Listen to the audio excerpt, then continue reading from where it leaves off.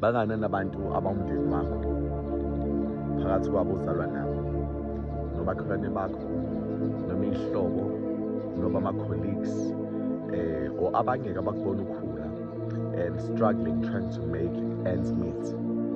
Baningi abantu abakubonile. Some of them folded izandla zabo and they could not help you. I-majority yalabantu, I'm gonna be honest, ngizosounda kabi, bathi usuphakeme, awusabazi, awusabakhumbuli, awusabafaka emsebenzini, awusabaletheli igrosa noma imali, noma badlula emall awubabingeleli. These people did say ukhula. Some of them bebethe ngaleni zabo ningakomvakashela, as much as benobhuti nosisi mhlasimbe cousin, they couldn't be there for you, kodwa ke baba ne-audacity to try and play victims ngoba naku sune-success. Ngicela ukukutshena mina, yabo emhlabeni you have a choice ukuthi impilo yakho ufuna ukuyispenda noma, and le choice yakho kumele wazi ukuthi ilungelo kuphiwa kulo. Othanda ungaspenda nomndeni wakho, but do not look down kumuntu oyikhethele ukuspenda nabangani bakhe. Do not look down kumuntu okhethe ukuspenda yedwa. Umuntu uzenzela isinqumo sakhe.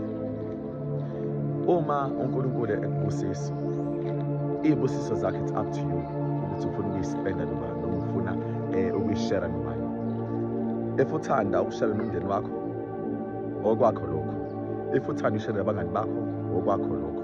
Uma uyithanda ukuyishare wedwa, okwakho lokho. Because isibusiso sakho and uNkulunkulu usinikeze wena.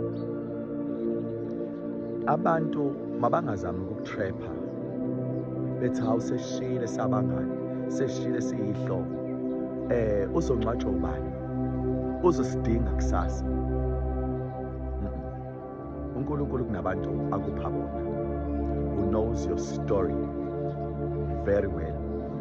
Kunabantu futhi who are your blood or relatives who are not for you, azi kahle ukuthi bayizitha zakho, which is why ekuphe abangani, okupha abantu that will understand you in a deeper level. Okusho ukuthi one way or the other ngeke ungangcwatshwa, one way or the other ngeke ume wedwa, bakhona abantu who will be there. Why kugcwala emngcwabeni yabantu? It is so because there are people who came for you ukuzokungcwaba. Akusibona bonke abantu abayizitha zakho. When these people come and make sure ukuthi kukhulunywe kanjani ngawe, ufihlwe kanjani, it's not because they all hate you. Abanye bakuthanda. Bikona ukuthi emhlabeni ukuphumela obala is not easy.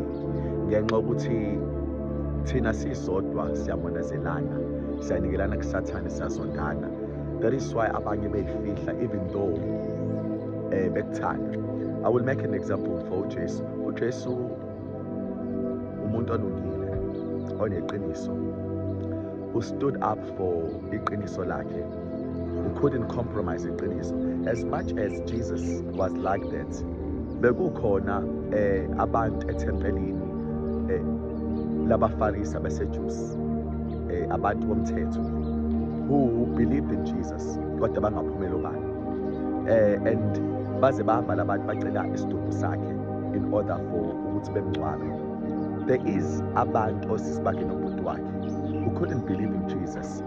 As much as bebazi ukuthi uvela kuNkulunkulu, they could not believe in Jesus. And there was a statement made by Jesus when he said,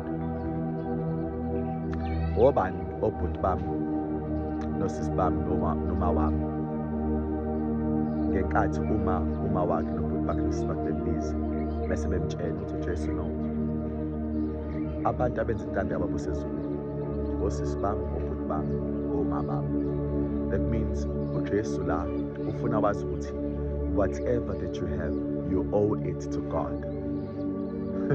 If mina kuzohlala ekhaya ngingasebenzi, ngithi khona ingane yami kumele ingondle,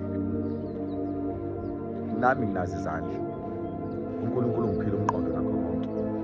Umthwalo engiwubeke enganeni ngiwubekelana. Uma ngithi mina ngimncane ngimngaka, ngithi ukhona umzalwane uzongondla, ngisengakwazi ukuqashela, ngisenamandla, ngisenomzimba, ngisenomqondo, ngiyakwazi ukuyisebenzela. Indaba umthwalo nginikeza abazali. Sometimes you must understand ukuthi lokhu uNkulunkulu akunikeze kona, it's enough to put you there.